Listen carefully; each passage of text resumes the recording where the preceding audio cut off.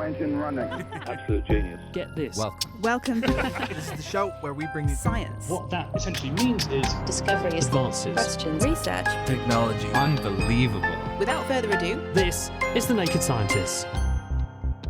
Hello, welcome to The Naked Scientists. This is the show where we bring you the latest breakthroughs in science, technology and medicine. I'm Chris Smith, and today, the cosmetics that are linked to cancers, how our pursuit of the perfect aesthetic can place us at risk of developing a malignancy. We'll hear about worrying claims concerning tattoos, tanning parlours, breast implants and talc. From Cambridge University's Institute of Continuing Education, this is The Naked Scientists.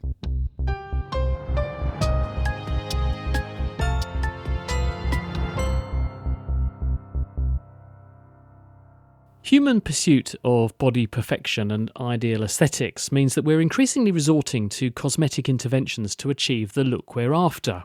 Some studies suggest that the breast implant market is growing at 7% a year, and for the tattoo industry, it's more like 10%. Weight loss injections are helping people to shed their dad bods, sun tanning salons provide a healthful bronzing, and we all like to smell nice with a dose of deodorant and a dab of talc. But the evidence is mounting that at least some of these cosmetic and hygiene enhancements might come with a hidden health cost. Many have never been subject to proper, rigorous clinical appraisals of all of the chemicals they contain, meaning that as more people embrace them, some concerning trends are beginning to emerge. And that's what we're going to look at this week, beginning with a recent finding from Sweden, published in the Lancet Medical Journal recently, linking tattoo ink to a form of blood cancer. Here's the epidemiologist Crystal Nielsen, who's also the proud owner of a tattoo of her own, and therefore in very good company, as it turns out. 1 in 2 women younger than 40 years old have a tattoo, and yet we know so little about how that affects health. During recent years, there has been some work that has looked into the fate of tattoo ink in the human body. The tattoo ink is actually moved away from the skin and ends up in the lymph nodes, part of the body's natural immune system. We know that many of the chemicals in the ink are bad actors, yet that sort of linkage between the two hadn't been made. So we thought that that would be a logical first step to take, to ask whether having this deposition or this translocation of tattoo ink within your immune system, would that cause cancer given what we know is in the colors? Are there adequate records, though, of who's got tattoos and who's having outcomes with cancer? Because that's not something that doctors routinely say to a patient when they come in, oh, how many tattoos have you got? So how did you actually collect the data? Yeah, that's a really good question. And I think that is something that's been a limiting factor. So basically what we did is that we used the registry data that we have in Sweden on the whole population, on everyone who lives here. And a very useful register for research is the Swedish National Cancer Registry. Everyone who receives a cancer diagnosis ends up in that registry. So what we could do was retrieve data on everyone who had had a diagnosis of cancer of the immune system during the last 10 years. And then we were able to link that to data from the total population to get individuals who had not had cancer during the same period of time. And then we went out there using a questionnaire and asked all these people about their tattoos, their lifestyle, other things you might do to your body, like use of tanning beds, piercings, scarification, smoking. So the idea was that by doing this, we would find out whether there was an overrepresentation of tattoos among those who later developed cancer of their immune system. And is there? Yeah, the data suggested that we had a 20% higher risk among those who were tattooed. Have you quantified how much body art people have? Because one of the arguments about causation, if something causes something to happen, there should be what we call a dose-dependent relationship. If I smoke one cigarette, then that's far less bad than if I smoke 10, let's say. One would anticipate if I was covered in tattoos, I ought to have a higher risk of getting one of these lymphomas that you've discovered this association with than if I had very few. We have that data, but we didn't see that effect, which, we also expected it to be that way. And we have discussed this a lot. What does this data represent? What does this mean? It could be that we asked the wrong question, basically. So we distinguished between people who had tattooed body surface of one hand palm or smaller or larger than that. So we thought we would capture the dose effect that way. I mean, we don't know what happens in the body. We basically just looked at the first destination in the body where the ink ends up. And I would speculate that the lymph nodes can only keep so much ink, and there might be some kind of saturation effect that the rest of the ink passes on. Could it be that the tattoo is an innocent bystander, but it's a reflection on a certain person's other lifestyle practices? So if they've got a tattoo, they might do something else, and it's something else they do as well that's actually linked to the lymphoma, not the tattoo per se. That is a very important point. But we collected data on those factors. We sat down and thought through thoroughly what factors may be related to getting lymphoma, and do we think that these factors may also be related to whether you have tattoos or not. And if there was a yes or a perhaps yes, then we made sure that we collected data on that. So for instance, tattooed individuals are more frequent smokers. We also considered socioeconomic status, education, age, of course. And when you control for those various factors, do you still see this signal that it appears that there is some kind of association having a tattoo with this Yes. 20% increase in your overall risk of getting a lymphoma at some point? Yes. How does this make you feel about your own tattoo? I mean, it's not more dangerous today than it was yesterday. So I think, there is no reason for people to be alarmed about this, but we have all gotten our tattoos for some reason. They are an important statement for some life event that you go through. And I think that might have a psychological value for many people that shouldn't be underestimated. We are constantly exposed to different things in our everyday life. And I think it's the sum of those exposures that add up to create your actual risk. Interesting, isn't it? I wonder where that story will go. Crystal Nilsson there, she's at Lund University in Sweden. Next, to a link between the use of certain types of breast implants and cancer. A disease called anaplastic large cell lymphoma, or ALCL, affects between 1 in every 2,000 and 1 in every 86,000 women who have a certain type of implant, although some studies have put the risk at a much higher 1 in 100. The University of Cambridge's Suzanne Turner studies this and also sits on various regulatory and advisory panels that consider the safety of these and similar interventions. Some implants have a smooth surface and some have a textured surface, and it's the textured implants which have been associated with this form of cancer. Originally, the very first case was reported in the literature in 1997, so quite some years ago now, but nobody really took much notice of this. This was one case report very long time ago. And more recent years, it's been discovered that there are more cases, and as the evidence is growing and there are more cases being reported, obviously there is more attention being paid to this. What is going on then to link that particular kind of breast implant to this particular kind of rare cancer? So there are lots of theories hanging around about why this very certain type of breast implant might be driving cancer. Traditionally, we always think of cancer arising when cells in our body pick up lots of mutations. And these mutations can be caused by any number of factors, from exposure to the sun to exposure to different chemicals. And that these cells then just grow out of control. But we're now gradually improving our understanding of how cancer develops, in that it's not just down to cells having mutations, but also the environment in which those cells sit. So one idea around the breast implant is that there's a lot of inflammation as a result of this foreign body being there in the breast.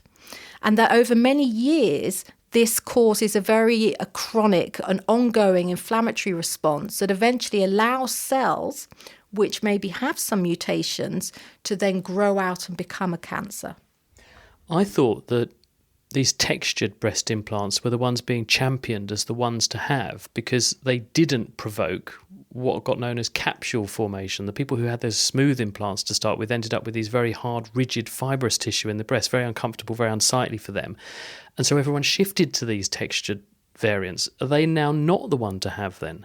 So the textured implants were developed not only to prevent what's called capsular contracture, where you get this thickening of the breast and puckering, And another reason why those textured implants were developed, in some cases, implants are used which have a shape to them. So they're not spherical, they're not round, they have more of a pear shape. And the idea behind the texturization was that then you would get these fibrous adhesions that would prevent that implant from turning, because you don't want a pear-shaped turning sideways and ending up with a wonky appearance.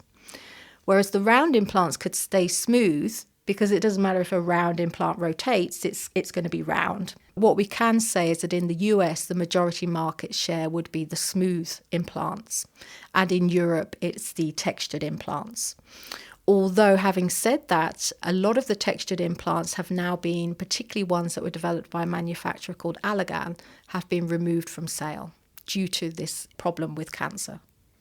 And what fraction of people who have had one of these textured implants may go on to develop the cancer that you've identified? There was one particular case study in New York, a very eminent surgeon there who had used the Allergan textured implant for all of his patients. And in his study, it's as high as 1 in 100 women with textured implants.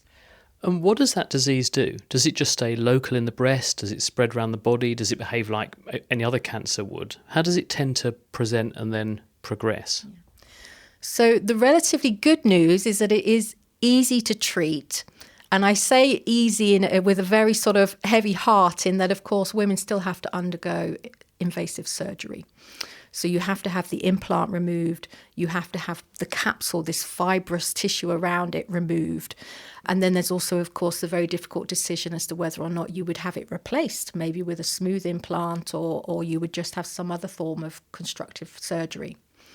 And of course, for some of these women, they've also had mastectomies due to breast cancer, and now have this second cancer due to their breast implants. So it's a very difficult journey. But survival rates are very high. There have been reported at least 1,600 cases globally. That's probably a huge underestimation. There have been 50 deaths to date. So it can become lethal. And that generally happens if it's not picked up early. So the signs to look for are a sudden swelling in one breast. Very, very rarely it could happen in both. It may or may not be painful. You may have other symptoms that you would see with patients with breast cancer, so that you may feel lumps and bumps. You may not have a swelling and just have lumps and bumps. You may have discharge from the nipple. You may have rashes on the skin in that area. So any of these sorts of symptoms that you would regularly look for when you're checking yourself for breast cancer apply in this situation too. Have you tracked down what the trigger is? You're saying it's chronic inflammation, but that's not happening for no reason. So what is provoking that in the susceptible person? So there are a number of theories out there.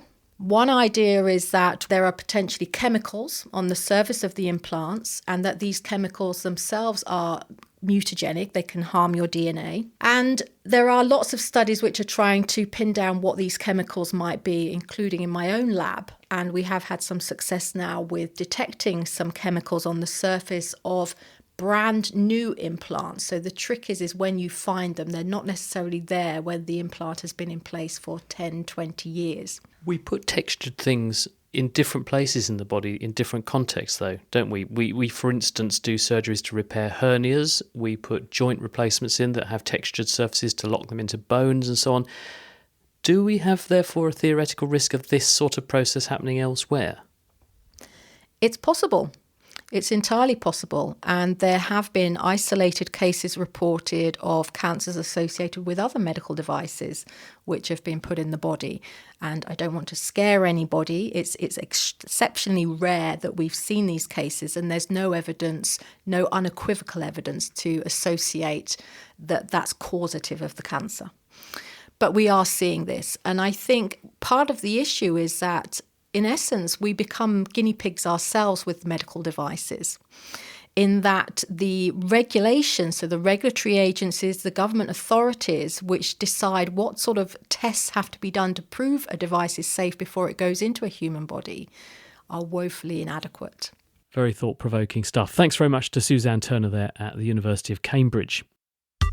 The Naked Scientists podcast is produced in association with Spitfire. Cost-effective voice, internet and IP engineering services for UK businesses. Find out how Spitfire can empower your company at spitfire.co.uk.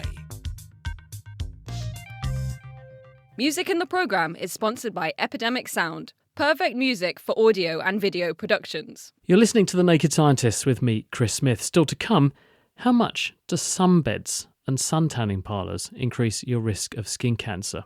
We will find out. But first, the door-to-door beauty brand Avon, which sells a variety of cosmetics, skincare and other beauty products, recently filed for bankruptcy in an attempt to offload more than £778 million worth of debt, a proportion of which is linked to its perceived liabilities in lawsuits involving purported links between talc-based makeup and some forms of cancer. The pharmaceutical company Johnson & Johnson have also in the past faced similar claims about one of their baby powder products. But what is talc? And what's the evidence, if any, that it might be linked to cancer? Well, we put in a call to Sophia Lowes, who's a Senior Health Information Manager at Cancer Research UK. You might have seen in the news or sort of heard online or from friends that talcum powder can cause cancer. And it's something that has gone around and people have heard about, but it's a little bit more complicated than it might first appear, because when we think about talcum powder, actually what we're talking about in a lot of the research is a mineral called talc. And that's a naturally occurring mineral that's used in a lot of industries, from making paper, plastic, paint, but also cosmetics. And so when we say talcum powder, it used to be commonly made with this mineral called talc. But often now that isn't the case, and talcum powder is also baby powder, and the main ingredient is cornstarch. So we're talking about a lot of different things. And also talc can be found in some cosmetic products like blush or powder, and maybe also liquid makeup products and soap. And what we've seen in the research is that when we're looking at talc specifically, so that's the mineral, not the cosmetic powder, there is some evidence that it may cause cancer. So it has been designated by a group of experts called the International Agency for Research on Cancer as what's called a probable cause of cancer. And that can sound pretty scary, but what it means is that while there is some evidence that in animals or in cell studies that talc, the mineral, can lead to cancer, there isn't enough evidence in humans to say for sure that there's definitely an effect. And we need more research before we can say for sure whether or not talc causes cancer. Which cancers has it potentially been linked to? In particular, the research looks at ovarian cancer, quite a lot of historical use of talcum powder when it was made with talc being used in the genital area, and the theory that the exposure in that area might cause inflammation, which could, if that's experienced chronically, so on an ongoing basis, it's hypothesized that that could be the way that it increases the risk of ovarian cancer.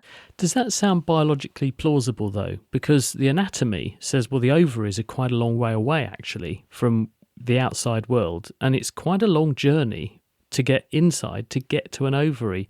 You'd think that would be quite remote. There'd be other places that were getting a lot bigger exposure to the talc before it got anywhere near our ovaries. So why do you think that might be the case? I think that's why it's so hard to pin down whether or not that there is an effect. And there's a lot of limitations to these studies. So, for example, sometimes the numbers of people developing ovarian cancer in these studies are quite small. And that just means there's a lot of uncertainty around whether or not there is an effect or not. Is the fact that you mentioned talcum powder can mean different things to different people and different manufacturers put different things in the product, could it be that actually there's some other ingredient in there which in some contexts is causing this, and that is blurring the picture? Because there's been some allegations that some products contain things like asbestos. It is true that in some places where talc is mined, so the mineral is being mined, that it can be found with asbestos alongside it. Asbestos is a known proven cancer risk factor for cancer types such as mesothelioma or lung cancer. And where there is talc that could be contaminated with asbestos, that use could increase cancer risk. However, the sale of products containing asbestos is banned in the UK, and it's the responsibility of regulators to make sure that any cosmetics products are safety tested before they can be sold on the market in the UK. Do we need to rethink about how we use various chemicals and the various exposures to things we end up putting into our bodies? There may be many chemicals in those things that have not been properly evaluated. We just assumed they're okay because we've done it in the past. Thinking about these things that we use in incredibly small amounts, whether that's a small amount of makeup on your face or a little bit of baby powder here and there, if there is a small amount of talc in that product and an even smaller potential increased risk, which hasn't been proven, when we think about our cancer risk in the big picture, those things like smoking and cutting down on drinking, having a healthy diet where there are the proven cancer risk factors that we know have a large impact on our risk, those are the far more important things for people to be thinking about when they're looking to make a change to reduce their risk of cancer, rather than thinking about whether or not this product or not has an extremely small amount of talc in it. So we have got to keep it all in perspective. That was Sophia Lowes. She's at Cancer Research UK. Now, according to Cancer Research UK, skin cancer rates are at an all-time high, with around 9 in 10 cases caused by exposure to too much ultraviolet radiation from the sun and sunbeds. In fact, of the 21,000 cases of skin cancer in the UK this year, it's thought that 17,000 of them were preventable.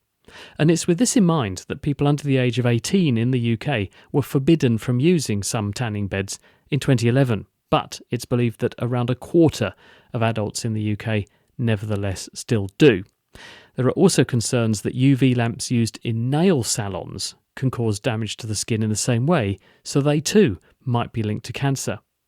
So could our thirst for golden tans and immaculate manicures be putting us at risk of serious illness? Well, I've been speaking with Cambridge consultant dermatologist Jane Sterling. Every time you go out into the sun, the ultraviolet light affects the cells, the building blocks of the skin, and produces some damage to the DNA, the genetic messenger, if you like, in the skin. Our skin usually repairs that damage quite well, but in doing so you can get sunburn. And sometimes that repair doesn't work quite right. Nothing's perfect. And over the years, every time you get a little bit of not completely repaired DNA damage, those are kept in the skin, and gradually they reach a threshold when a lot of little bits of damage can tip you over into getting a skin cancer. And which cells does that affect? Well, that can affect the melanocytes, those pigment-producing cells, and can also affect the surface epidermal cells. They're called keratinocytes, and they can cause a different sort of skin cancer to the melanoma-type skin cancer that arises from melanocyte damage. And what should someone look out for? What might be the danger signs? So melanomas usually appear as an enlarging dark brownish black spot on the skin, and if something like that starts to appear and grow in a site where there's never been a mole before, or where there's been a small mole, then see your doctor as a matter of urgency. And squamous cell cancers usually tip up a bit later in life as a rough raised bump, so they're a little bit more difficult to spot perhaps, but something appearing where there hasn't been anything before should also be looked at. And is the mechanism you just described the same regardless of where I get the ultraviolet, whether I'm out there on a sunny day or on the beach or I go to a sun tanning parlour? It's pretty well exactly the same. The doses, depending on how long you stay out in the sun or on the sunbed, may be different, but the mechanism is exactly the same. We know that sun exposure is linked to skin cancer and skin ageing, but is there evidence that sun tanning parlours are equivalently linked to skin cancer? Yes, there is. People have looked back at people who've developed skin cancers at various points in their life and asked, of course, how much sun exposure have you had over life? Have you lived abroad in very sunny places? Have you been a sun worshipper going on lots of sunny Mediterranean holidays, for instance? Or have you used sunbeds? And there are links with all of those to an increased risk of skin cancer. So people who've lived abroad in Africa, Australia, people who've loved to sunbathe and have had 2 or 3 Mediterranean holidays a year, and people who have been regular users of sunbeds, all of those have a higher risk of getting skin cancer. Let's break that down into a sort of theoretical group of 100 people aged 50 with skin cancer. A good proportion of those, I'm guessing now, but I would think that a good 50% of those would be able to say, well, yes, I have had a lot of sun over my life. So you really want to get only a mild tan, and particularly that applies if you have the sort of genetic makeup that makes you even more prone to skin cancers. So that would be people with fair skin who burn easily. That's people with blonde or red hair, people with lots of freckles, people who have lots of moles. And very, very important, and I think lots of parents are aware of this now, is that if you get a lot of sun exposure at a young age, that's even worse than getting it later in life. What about other places where we use UV, both therapeutically and cosmetically? For instance, dentists use it. Also, nail bars fuse certain nail accoutrements on and fix glues with ultraviolet exposure. So does that mean that there's a theoretical risk in those settings, both to the person who's being zapped with the UV, but also the person who's using the UV professionally to do those services? Well, that's a good question, and I can only give you a theoretical answer. Hopefully, people don't have too many fillings, but people do sometimes go quite regularly to nail bars and quite regularly have that sort of ultraviolet light exposure. The nail bar workers should be protected against that because the nails are put under a little box-like thing that shouldn't allow the ultraviolet radiation to come out directly onto the people, but they need to be careful. But of course the intensity of it is on the nails themselves. I suppose it's perhaps in the last 10 years, I don't know really, that people have started to go to nail bars very regularly, sometimes, once a week or once a month. And this exposure to ultraviolet really wasn't thought about as being a particular risk. But it is now known that the damage that occurs to DNA that we see with going out in the sun can happen with the ultraviolet light used in nail bars. If someone listening to this has had a lot of exposure, they may now be worried. And what can they do to minimise the risk of there being a problem?